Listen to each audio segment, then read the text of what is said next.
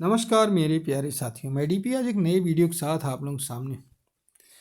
Israel Hamas deal के विषय में एक बात होगी। जो समझौता हुआ है, अभी हो रहा है, हुआ नहीं है, हो रहा है, उसी पर थोड़ी सी बातचीत करना चाहूँगा।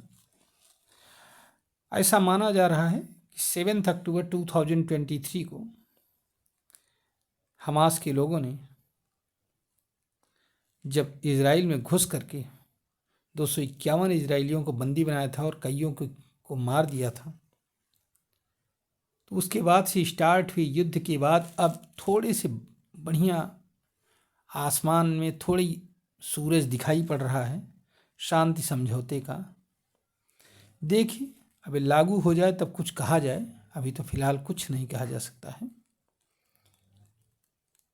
लेकिन लागू होने की बात की जा रही है। और 3 इसमें कतर की राजधानी दोहा में जो बातचीत चल रही है, इसमें टर्की, यूएसए, इजिप्ट ये सब शामिल है। 3 फेज में ये समझौता लागू होगा। फर्स्ट फेज के विषय में ही अभी बात हो रही है और कहा यह जा रहा है कि इजराइल जो है 33 होस्टेजेज को रिलीज करेगा। सॉरी, फिलिस्तीन, हमास, फिलिस्तीन में नहीं, हमास कहा जाए, गाजा पट्टी से 33 होस्टेजेज को रिलीज करेगा और इजराइल उसके बदले में 900 से 1650 अर्थात 30 से 50 गुना फिलिस्तीनियन लोगों को रिलीज करेगा, हमास के लोगों को, या एक आ जाए फिलिस्तीनी कैदियों को। आईडीएफ जो है, इजरायली डिफेंस फोर्स, गाजा से हटेगी, चाहे वो नेजरिम कॉरिडोर की बात हो, चाहे फिलाडेल्फिया कॉरिडोर की बात हो। फिलाडेल्फिया कॉरिडोर जो गाजा इजिप्ट बॉर्डर पर है, वहाँ से भी हटेगी आईडीएफ। अगर ये सक्सेसफुल रहता है तो सेकेंड फेज में बातचीत आगे बढ़ेगी। सेकेंड फेज फिर सक्सेस हो जाएगा तो थर्ड फेज में आगे बढ़ेगी। अभी सेकेंड फेज का फिलहाल कोई मसौदा नहीं आया है, न ही थर्ड फेज का कोई मसौदा आया है, तो उस पर बात करना व्यर्थ है। फिलहाल अभी तो ये अधर में लटका हुआ है कि इजराइल में ही इसका विरोध चल रहा है। इजराइल में भी 2 धड़ा है, एक दिल से, एक दिमाग से सोच रहा है। दिल से सोचने वालों में जो बंधकों के रिश्तेदार हैं वो सब हैं, जो कह रहे हैं कि भाई जिनको दे रहा है उनको तो ले लो कम से कम। दिमाग से सोचने वालों में इजराइल के बाकी लोग हैं, जिनका ये कहना है कि नहीं, छोड़ना नहीं है, इसको नष्ट नाबूद कर देना है। फिलहाल देखिए क्या होता है, देखते रहे।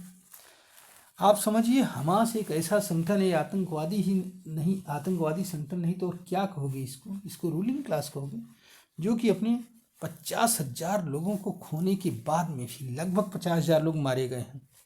वैसे 70 से 80,000 लोग मारे गए हैं, हकीकत है, लेकिन गणना के हिसाब से, जैसा कि हमास स्वयं उसको बता रहा है, यूएनओ बता रहा है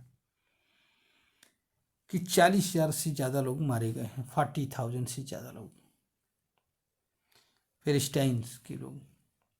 पूरी पूरी पीढ़ी बर्बाद हो गई है। 16% गाजा की ज़मीन पर कब्जा कर लिया है। वहाँ पर कब्जा करके 2 किलोमीटर चौड़ा बफर जोन बनाया जाएगा।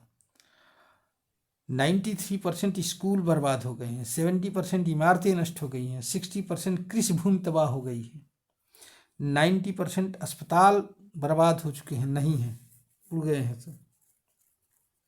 इंफ्रास्ट्रक्चर इस कदर बर्बाद हो गया है कि इसको बनाने में $18.5 बिलियन का खर्च होगा। अब कैसे आएगा, क्या आएगा? पावर प्लांट, बिजली की सप्लाई नष्ट हो चुकी है, वाटर ट्रीटमेंट प्लांट नष्ट हो चुके हैं, पीने के लिए साफ पानी नहीं, जो भी लैंडफिल है ये सब तबाह हो चुके हैं, उसको जमीन, बागवानी, फसल सब बर्बाद हो चुके हैं। इतने के बावजूद हमास खुश है और कह रहा है कि हमने शांति समझौता कर लिया है। कितनी निर्लज्जता का विषय है, सोचिए जरा सा।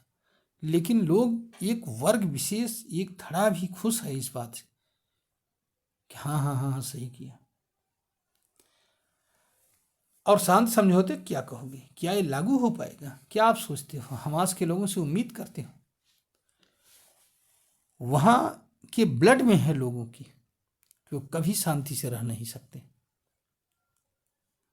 4 साल के लिए बाइडेन ट्रंप है ना, ट्रंप के हटने के बाद फिर शुरू होगा तांडव। अब ये समझने की का विषय है। फिलहाल तो मेरा मन तो यही कहता है कि बहुत लंबे समय तक ये शांति समझौता वगैरह रहेगा नहीं, अगर लागू हो जाता है तो, नहीं तो कोई बात ही नहीं। और अल्टीमेटली यही होगा कि फिर से यही शुरू हो गया मारकाट, या तो फिर नक्शे से फिलिस्तीन जो राज्य देश है उसका नामो निशान मिटे और पूरी तरह से कब्जे में आ जाए इजराइल के, तब फिर कुछ बात बन सकती है कुछ दिनों के लिए। अन्यथा तो हमें तो नहीं दिखाई पड़ता है, क्योंकि इतिहास इस बात का गवाह रहा है ना। आप लोग इसको पूरी हिस्ट्री को जब आप पढ़ेंगे तो आपके समझ में आ जाएगा। अब यहाँ इतना समय नहीं कि मैं उस हिस्ट्री पर जाऊँ और बताऊँ आपको।